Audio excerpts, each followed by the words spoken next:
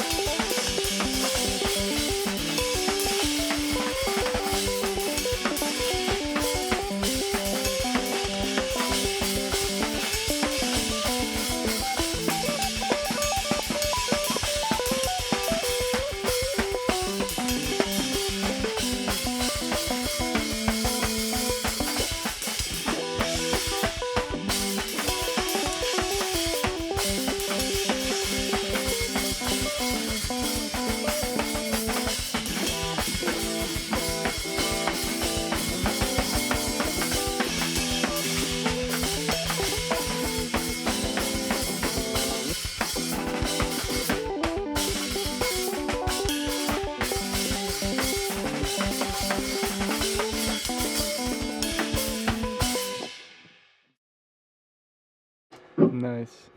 Once again, that was If 5 Was 55 by Grassland Reptiles here in the studio with us today. So you guys are the famous Grassland Reptiles, the loudest two-piece in East Lansing. Were there any other name considerations before you landed on Grassland Reptiles? Whoa, that is a great question.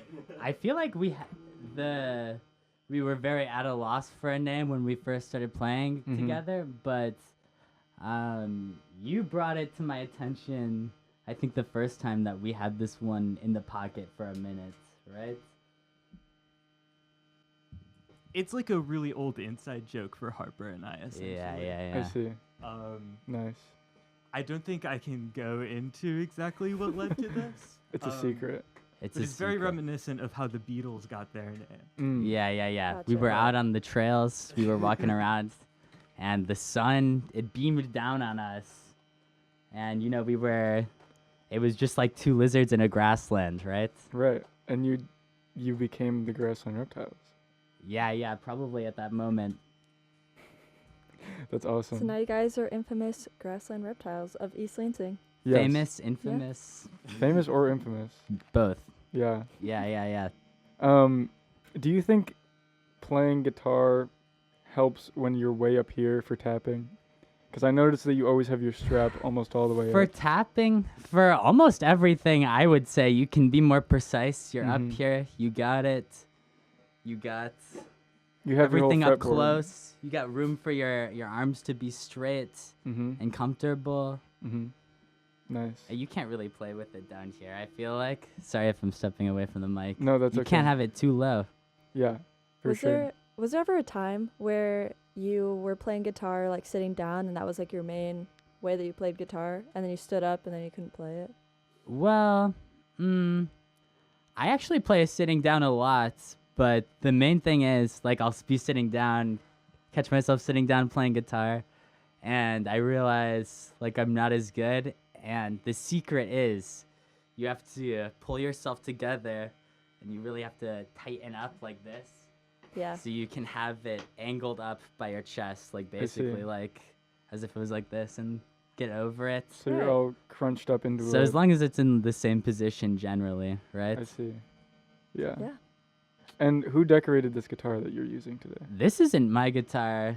This is Archie, their own guitar. Oh, I see. Nice. But you guys are roommates. This is your roommate? Archie? No, I guess, yeah, we share a room together. We sleep in the same room. How sweet. For our listeners, this guitar is bright orange with a red stripe and lots of flower stickers everywhere. Mhm. And some neon green tape over knobs and other controls, stuff Yeah. of the like. Do you know why they're like that? That's a good question. It might not be for me to answer. Why is Archie like this? So I used to think like stickers on guitar were really corny. Mm-hmm. But then I realized that cute stickers are cute no matter where they are. Mm-hmm. And music makes me really happy, so I should make the thing that I interface with music with kind of like whimsical and cute. Mm-hmm. Very nice. It's working. It's a very cool guitar. I wanted to ask you guys, can you explain some of the things that brought you together to make music? Have you known each other for a long time? Did you listen to the same stuff? We have known each other for More time than we haven't. more time than we haven't. Crazy. That's a good way to put it. 11 or 12 years, maybe? I 13. think 12, 13 years? Yeah. Wow. Whoa, that is crazy, actually. We started making music together the summer after middle school, after 8th grade. And we would play together and with a bunch of people. And then I guess there were just times where we would play music together and it was just exceptionally weird, right? Right. Weirder than what we played with anybody else. Mhm. And that was kind of special, right? But like, it kind of felt like a thing. Nobody else is really gonna get that, right? Yeah. But then we were like living together for a year and we just like spent some time actually writing some songs. Mm-hmm. And we were like, we should do something with it. People are maybe weirder now. People could get it. Right. And make it into an actual project. Yeah. Cool. It's true. Was it always this strain of weird, or was it a different kind of weird at the beginning? It changed. I stopped playing drums for a long time. So there was a while where like Harper will probably play these in interludes. Like we would just make beats together, or like I only played the bass, and we would like do very different stuff than what we're doing now. Cool. So there's That's lots true. of growth here. That's what you're saying. Yeah. I would say that. I would say we were in definitely the same strain of weird, but like its own branch of that, I see. right? Yeah. And what would you guys call yourself now if you had to put a genre to your music? Or do you not like putting a genre on it? We say math rock, but Because there's a lot going on. yeah, I get why people could make some extrapolations there, and it definitely is like it's debatable, right? Right. I could hear some arguments. Could you explain to our listeners what math rock is, or let's just say experimental music in general? Give it like a brief description. Yeah. So math rock is like a type of punk music that exists around the world, right? I would say. And it takes various like academic or more vernacular forms, right? But it's people playing guitars and usually drums, and there's usually a bass player, but not in our case. And they're usually incorporating odd time signatures and things like tapping. I think a lot of math rock is usually like kind of twinkly. And that is not like a description that we necessarily fall under. You should go off about this as well. I don't know. I guess genres aren't really real if you think about it in a larger sense, but especially like nowadays, I feel like there's a critical mass that kind of happened with the proliferation of music through the internet. Like what that means to individuals, I guess, matters. But I guess the closest thing math rock is to would be post rock on one side, and Midwest emo on the other side next to it. But I don't know. It doesn't really mean anything. It's Right. more of a vibe now. Yeah. Like we do weird stuff that incorporates idioms from punk music and post rock and emo. So we call it math rock. But Right. You're kind of pulling from a lot of places. Yeah, for sure. It's very complex. I don't know. All of music is complex. Exactly. So Yeah. why put a label on it? Right. It's just your music. Exactly. So instead of trying to characterize it, how about we hear the next song, which is Mac Attack? Is that right? That's true. All this is right. true. And Mac again, you're Attack is listening to nice. Grassland Reptiles on 88.9, The Impact on the Basement.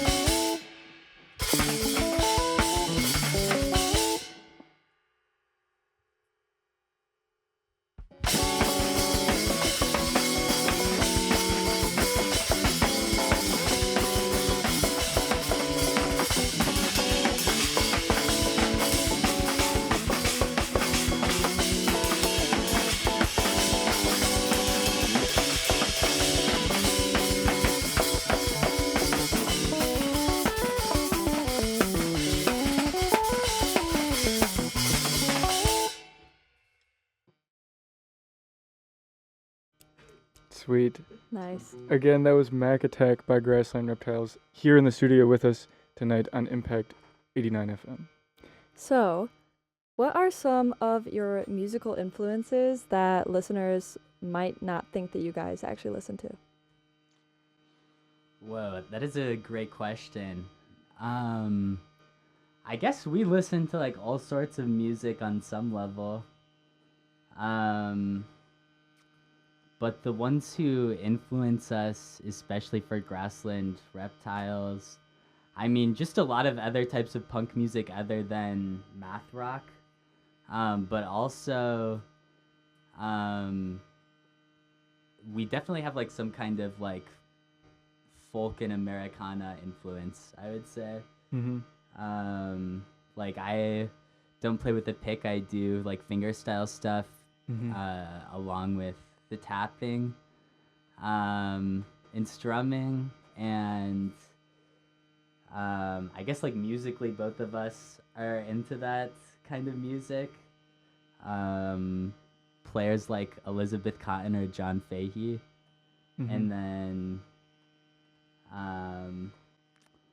I was back in the day, this is a fun fact maybe, I was in kind of a short-lived or band with brevity project called Universal Receiver, which was an old school R&B cover band. And there's Cool. other people who are still in the scene now, who maybe don't want to be affiliated with it, right? They So I don't want won't to be say them. affiliated? Well, they might be interested, but I'm not going to speak for them, right? Right. But you know them, right? Okay. And we were playing like Motown and Stax stuff, right? Huh. Uh-huh. So, I mean, working with a lot of that kind of music, I feel like that crept its way in there. So they're walking among us. in They're They secret. are. walking among us, playing. Right. So, to be more clear, is there a genre, like, do you like listening to classical music on the daily? Or is there something that's, like, totally out of the blue? Like, you play, this math rock. Do you listen to something totally in the contrary of that?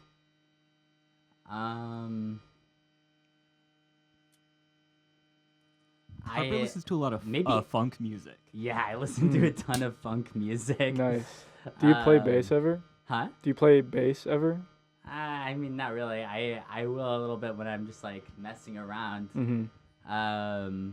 But I also try to, especially in a band like this where it's just the two of us, right? I have to do some kind of a bass part sometimes. Right. If you're listening for it. You got your root notes in there. Mhm. And that definitely creeps its way in there. That's cool. And what about, Mac, your electronic influence? I know you talked about this when we interviewed you with Laj, but you play a lot of kind of breakbeat influence stuff. I do, yeah. Can you tell us a little bit about that? Well, I mean, it's just so fun. Yeah. It's kind of undeniably fun. And like with the breakbeat stuff, I mean, just like watching drummers on TikTok like play renditions of Aphex Twin songs and stuff like that really influenced me. But I just love how weird it is. Harper allows me to get really weird with it. So I can kind of do whatever I want, but I do listen to like a lot of Aphex Twin and Boards of Canada. Turquoise Death is my favorite breakcore artist. I really love them. They were a huge influence on my drumming. Cool. There's this guy, Star Power Drums, on Instagram where he just does like breakdowns of these super complicated breakbeat program stuff, and I just fell in love with those videos and got a snare addiction. Yeah. So you're playing with 3 snares. Yeah, that's my preferred. Nice. Is 3. 4 is nice too. So why do you do that? Oh, well, there's just a lot of like tonal variety between it. It allows me to go from like a traditional punk beat on the main snare, and then I have the 2 auxiliary ones that kind of allow the breakbeat to fill a different space sonically. But it's kind of an interpolation of the pitch shifting that they do in those music, or like the rolls when they accent breakbeats. They'll like back in the day, it would be like on a machine where they would speed it up and change the pitch and then slow it back down to give it texture. But I can't really do that live, so I just have 3 different snares of different sizes and different tunings to kind of like emulate that as best I can. That's awesome. For sure. Do you break a lot of drum heads? No. Interesting. I thought you would have. Do you break a lot of drumsticks? I break so many drumsticks. Do you have a drumstick graveyard laying around somewhere? I try to throw them away because I've given myself so many splinters. In the Phoenix attic, we had a crazy drumstick graveyard going on, me and Trent. It's a dangerous thing. It is. Yeah, weapons of mass destruction. And you used to do band practice up there, correct? I'm sorry, I cannot hear you past this drum shield. You used to do band practice up in the Phoenix attic? Oh, right? yeah, this is true. Harper and I lived at the Phoenix house together. Cooper, our co-host tonight, That's me. their band would practice up in the Phoenix attic, too. Yes, we still do practice in the Phoenix attic. It's a real special space. It's definitely haunted. I think so. It's I haunted think so by too. you two. We can feel your presence up there. The ghosts of us? Yeah. I think Yeah. I've only been I up there think it's true. once. I would say it's worth a visit. It's definitely haunted by mice Oh, yeah. And bats, probably. and bats. That's because Trent leaves the door open. Well, Trent, if you're listening, take Close the door. notes. Yeah. Anyway, let's get into our next song. This is Snake Eyes, correct? Snake Eyes. Yes, snake eyes. It's true. And again, you're listening to Grassland Reptiles on Impact 88.9 FM.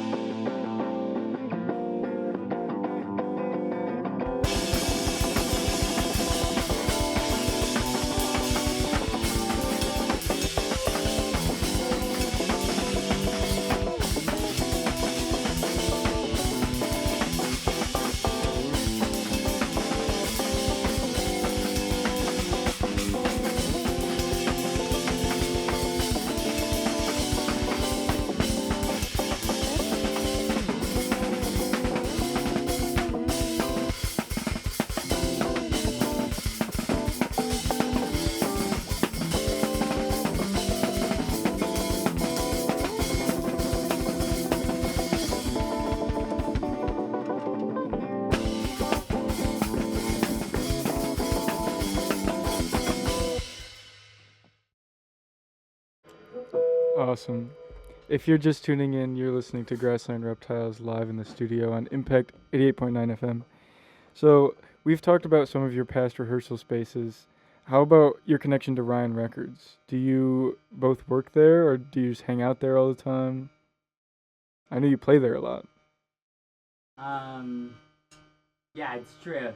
Kind of yes and no. Tommy and I share a cousin. Okay. Tommy Ryan. Right. And when we had like kind of actually met on and off a few times in our life, like kind of distant cousins. Mm-hmm. And then he was doing a studio recording thing out of a storage unit when I started working with him. Maybe I won't blow them up, but it's not far. It's technically on the same street as the studio is today, right? Mm-hmm. And now, yeah, it's on 210 Abbott Road, I believe. But Ryan Records is up above Charlie Kang's out on Grand River. And for those who don't know. Yeah, for those who don't know. There's a secret studio. Yeah, it's true. So if you're ever walking around in that alley and you hear some loud and freakish noises, it could be Grassland Reptiles. It could be. Or other recorded noises. But the studio started getting bigger and bigger, and I started helping Tommy out, and we've been doing it together for a little more than the past year. And now it is kind of in a more transient state, an evolution, arguably, where it's hopefully shifting into the hands of the community more. And people are funding it themselves, and hopefully people will still book sessions there. And it can be a space for just music to grow in general. Yeah, for sure. And Tommy and I are living out in Chicago now. Oh, nice. Working on some extension of Ryan Records or another studio. Cool. That'd be awesome. Yeah.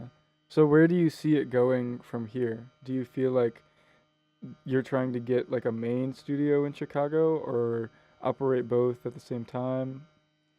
I think there will be another studio other than Ryan Records in Chicago on some level.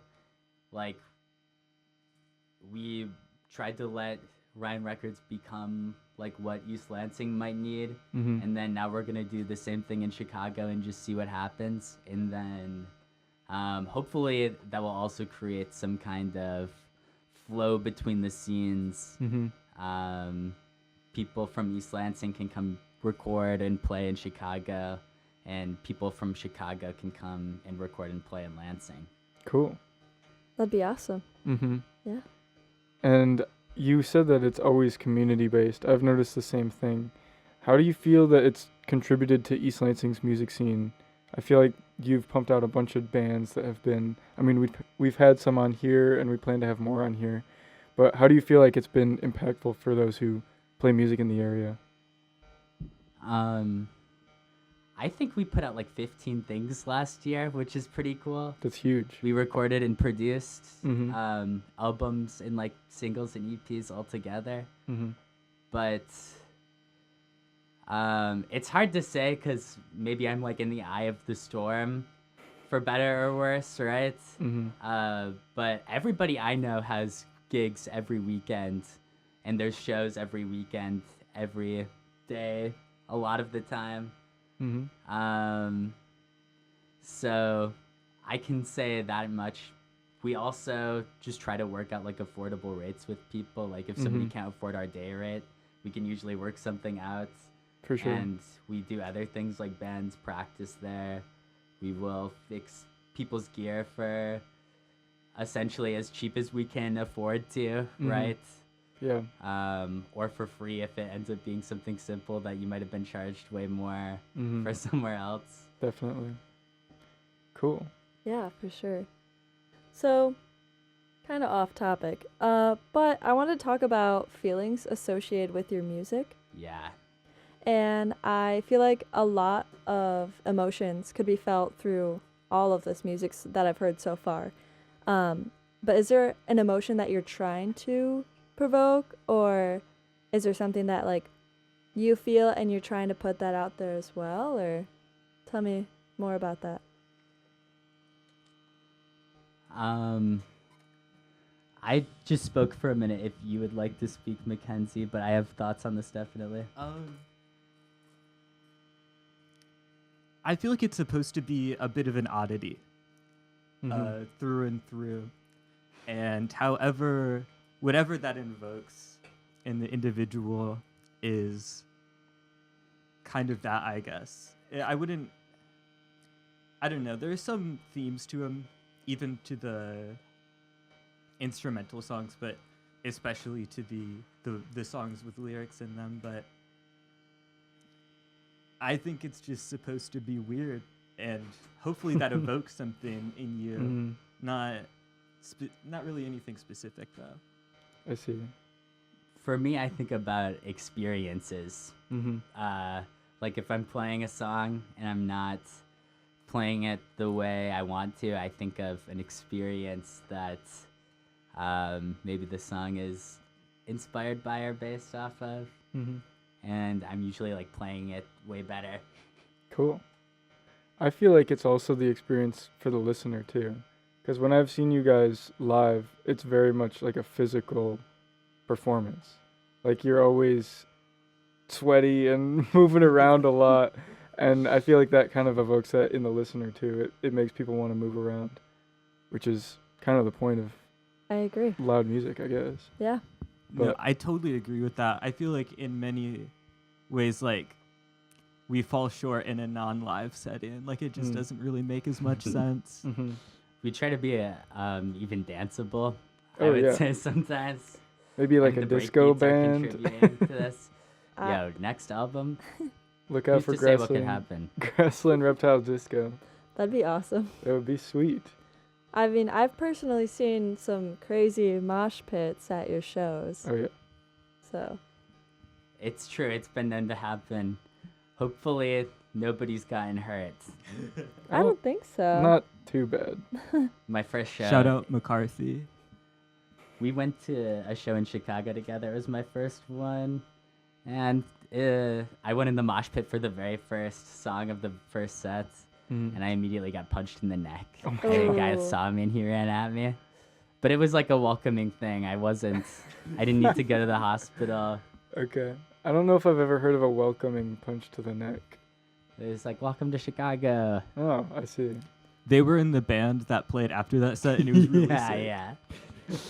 Like a christening. Was it like straight in the neck or like side or like? It was right here where Did it I've take been your told the breath away? jugular is. I think on the side of your neck. I see. Did it take your breath away? I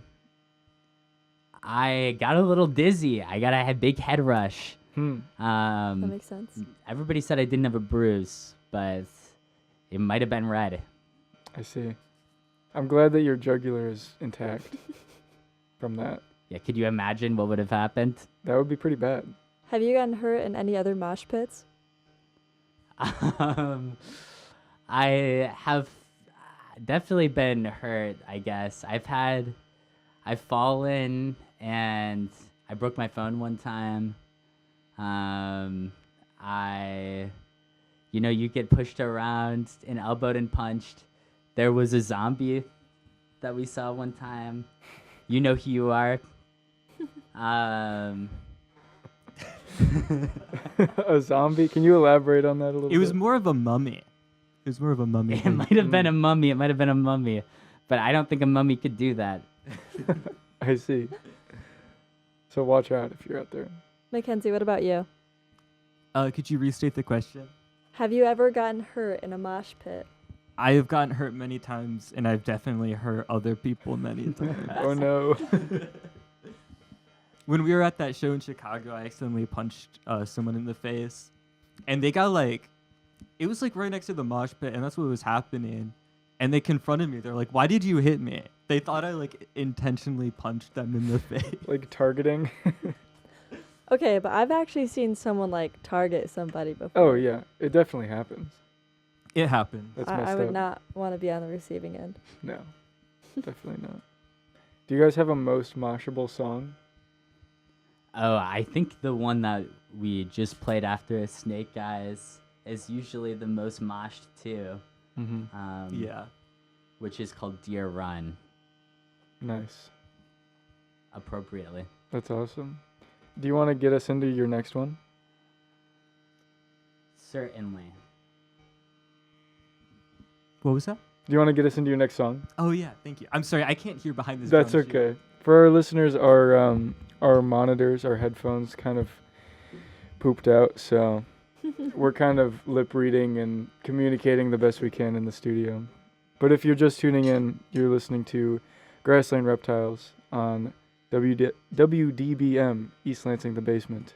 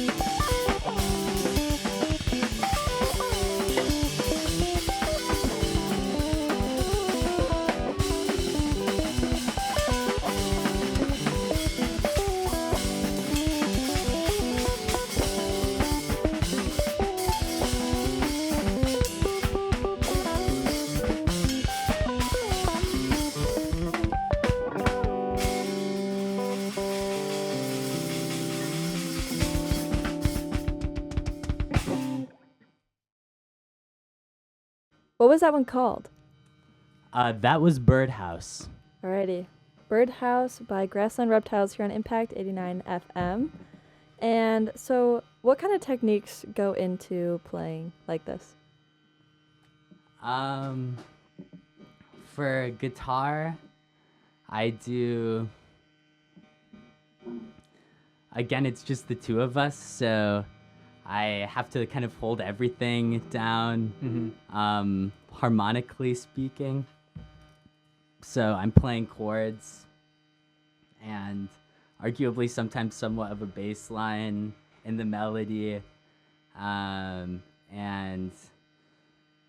we do, as people might expect in here, a lot of tapping and stuff, as well as I play fingerstyle guitar in a lot of our songs. So I don't use a pick at all. I used to play with a pick. I have nothing against it.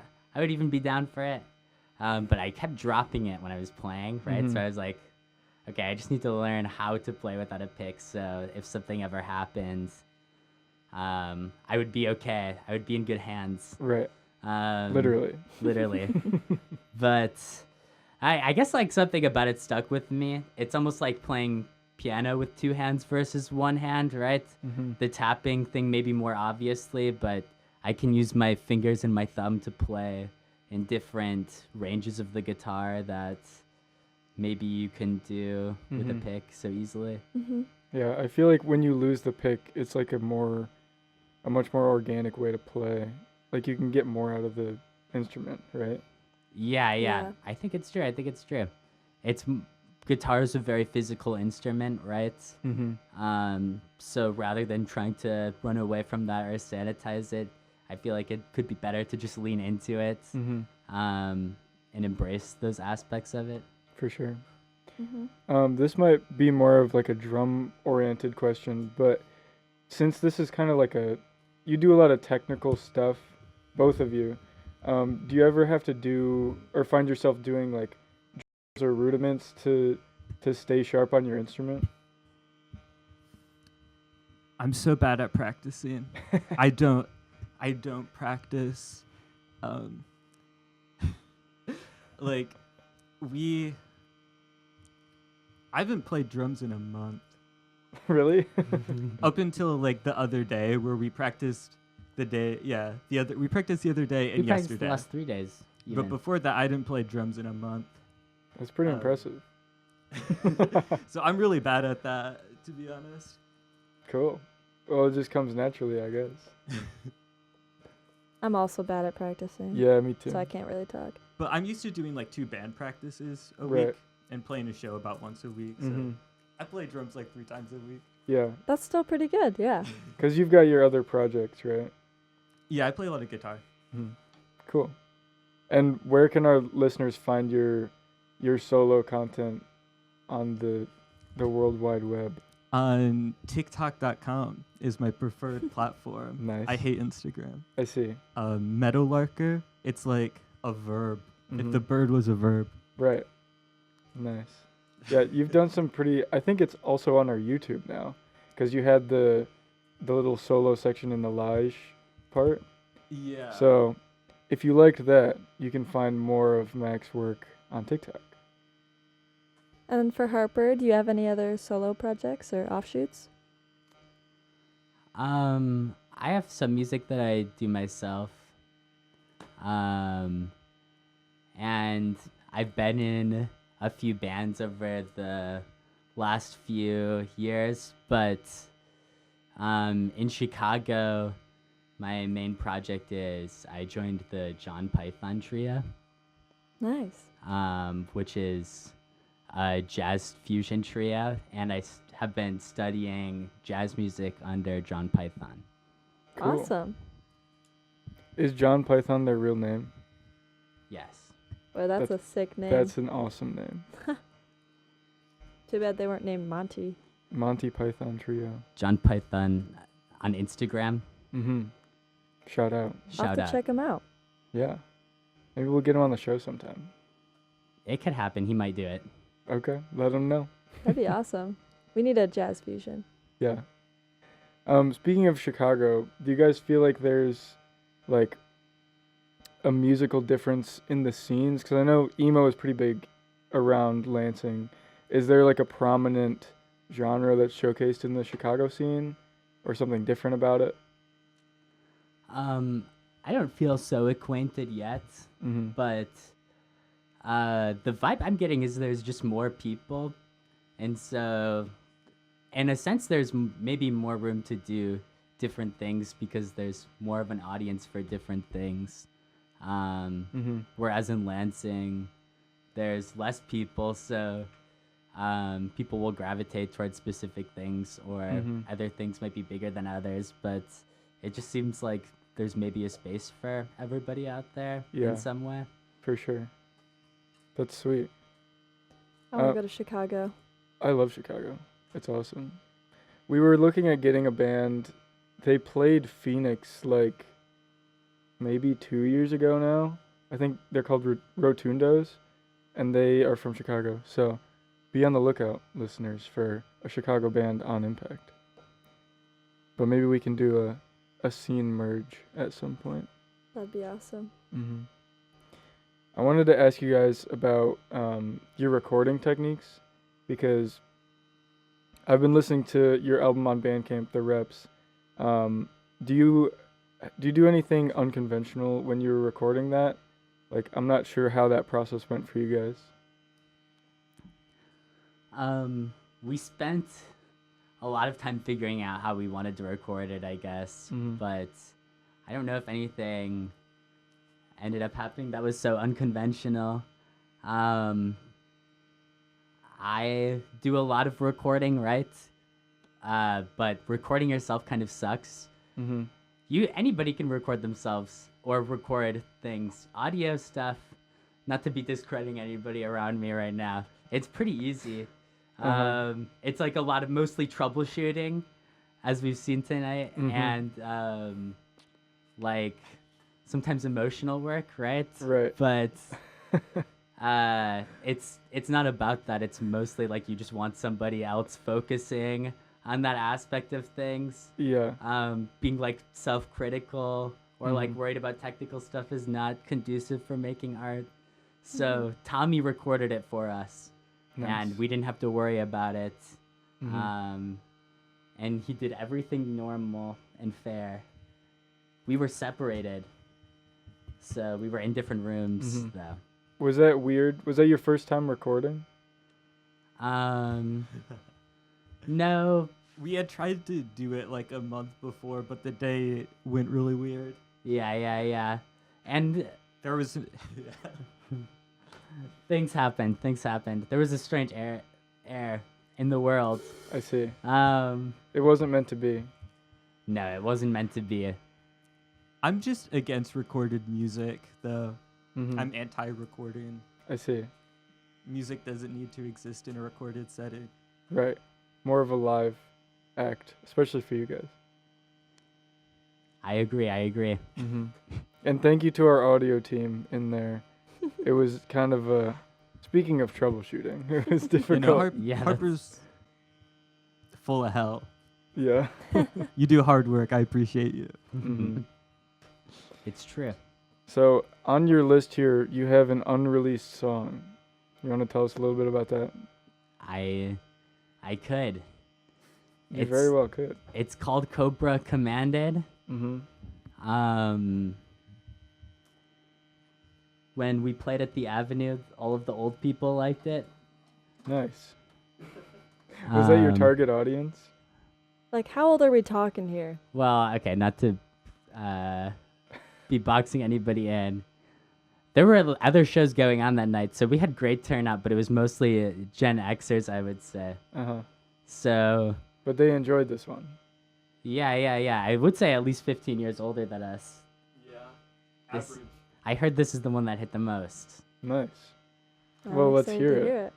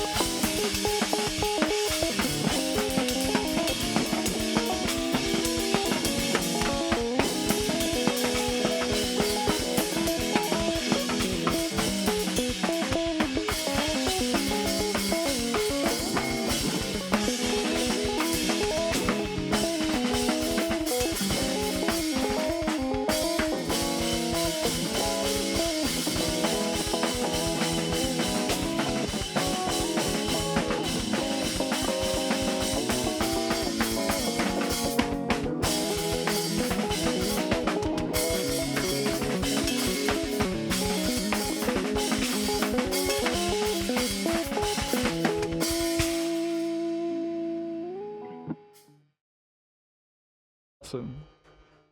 Do you have another stick? Yeah, I do. Okay. Did you drop one? It Did broke. it break? It broke a stick. Okay. Ooh. So that was a new one. The christening of the ship. Yeah, we can add it to our stick graveyard up on the wall behind us. Are you guys continuing to write new music all the time, or is this kind of a one-off? No, I would not say that. I would say, We don't write music.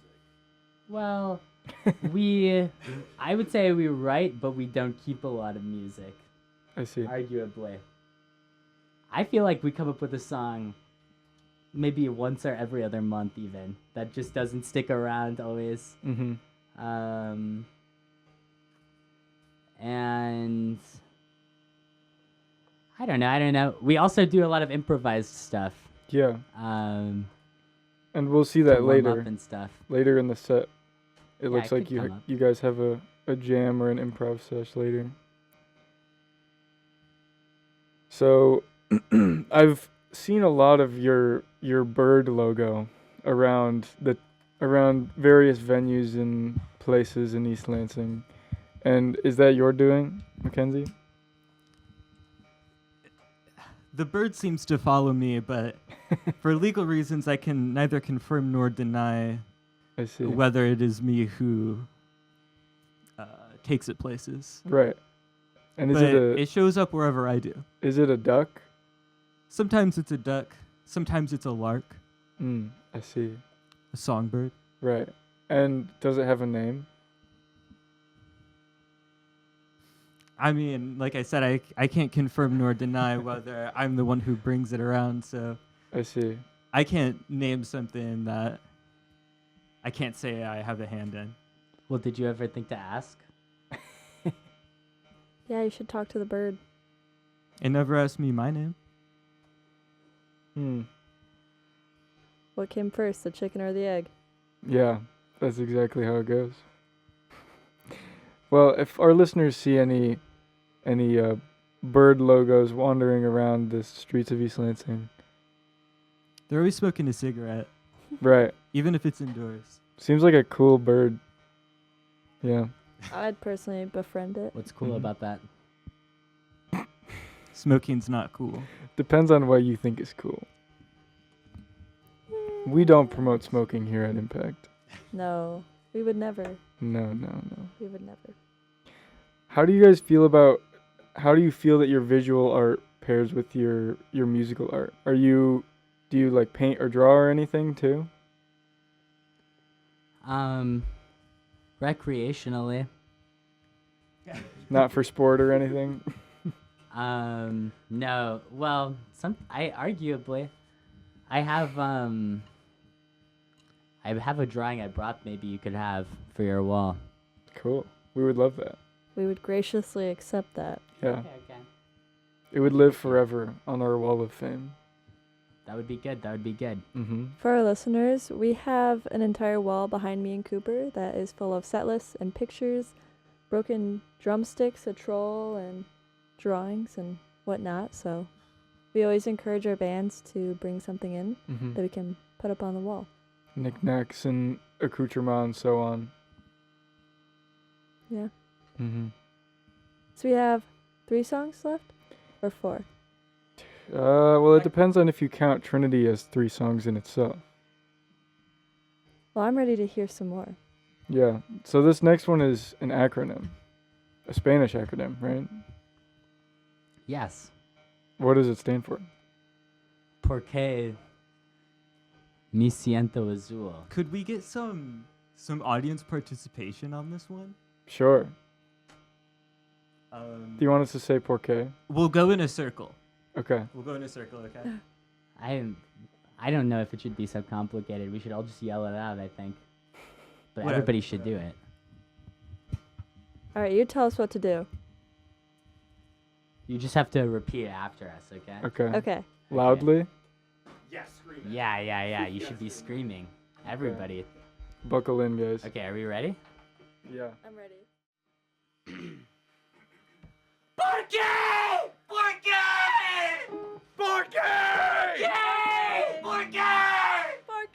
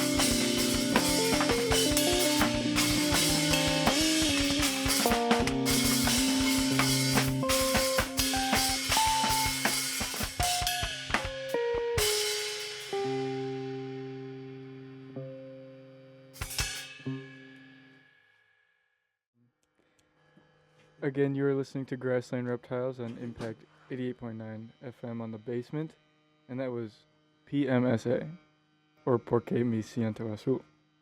And I think the only logical thing to ask here is Porque.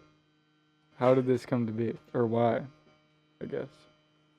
About that song. Because Yeah, is there a story behind the song?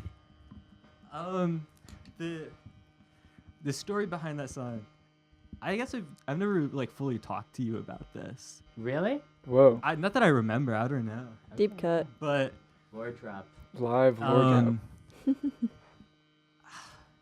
it came from like a manic episode that happened after my grandma died. Wow.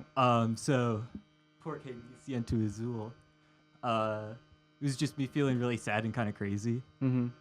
And one day I screamed that while we were playing, Mm-hmm. and then it became that song. And it stuck. I remember that. Well, now we know. That's a really interesting backstory. I always think the interesting thing about that song, not to be making it too obvious, but is it a question or is it an explanation? Right. Because it could mean because, right? Yeah, because porque, depending on how it's actually written out, Mm-hmm. could mean why or because. So the fact Right. that it's an acronym actually amplifies that. And an exclamation. Mm-hmm.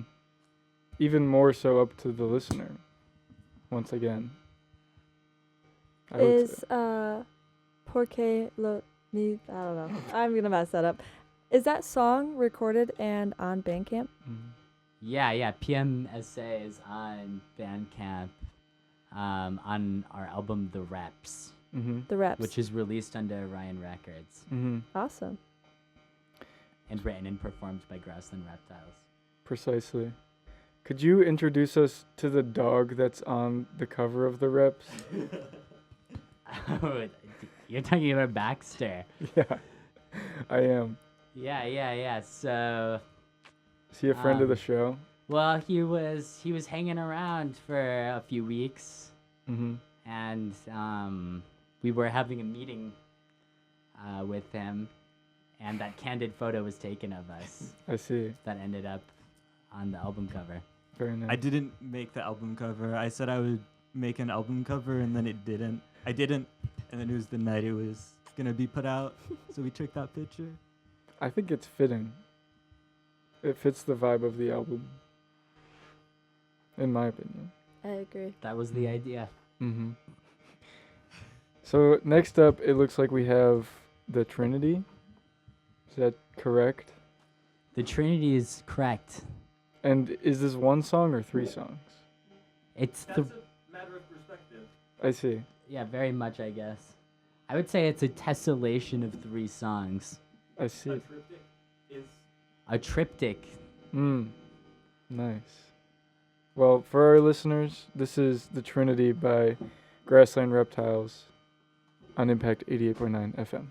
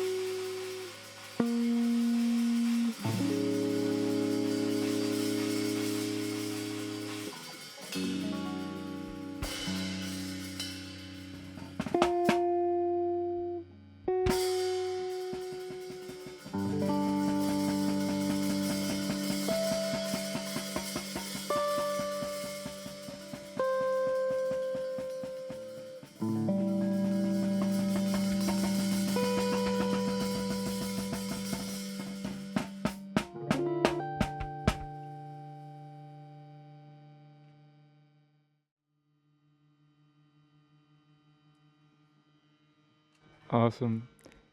That was Trinity The Trinity, I guess, by Grassland Reptiles. I really like the ending. Yeah, that was sweet. That was very pretty. Thank you, Mhm. thank you. Is there, so you said that was kind of like interpolations on one riff? Or there's connections between them? I actually don't think there are connections between the three of them very much. Maybe thematically, if anything. But again, like interpretably. But I don't know. If you guys hear something sonically going on there, I could be Mhm. convinced. I could be convinced. Let us know in the comments below. So, how did you come up with the Trinity? What's the story? Well, we had these 3 songs. We actually played them in the order that we wrote them, I Mhm. guess, right? The first one, Morning Dew, is a song that I wrote way back in high school. And then the second one, Tombstone, we wrote when we were living at Phoenix together. And then the third one, Groundhog, we wrote when we were just jamming at Ryan Records one day. Mm-hmm. And they became the Trinity because we played them like that one day. And we were like, we should do that every single time we play them. Mm-hmm. And there it is. I like it. That's the Trinity. They also just flow together really well. Yeah. It did seem like, whether you want it to or not, it could be one song. It really could have been. And this was something we talked about, if we should release it as 3 songs or one Mhm. song. I think one. Well, it's already released, right? Well, it's out as 3 songs, but who's to say, right? It could be 3 parts of one song. Right. And where can our listeners find that online? Our songs are on Bandcamp Mm-hmm. right now. Sweet. Feel free to check them out on Bandcamp.com. Grassland Reptiles.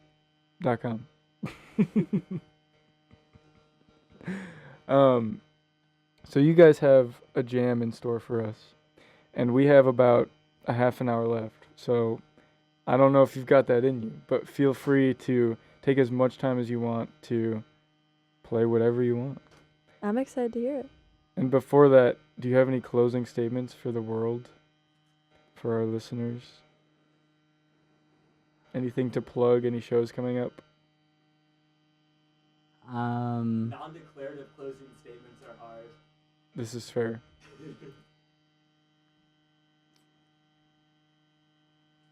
I hope that people are enjoying themselves. That's a good, Whatever they're doing, fair enough. I can only Yeah. hope. Yeah. Well, if you guys want to play some more music for us, go ahead. And if not, we can close it right here. Okay. I'm gonna play this first, and then we'll play some music. Hold on. Okay. Harper's going to cook something up on his magic machine.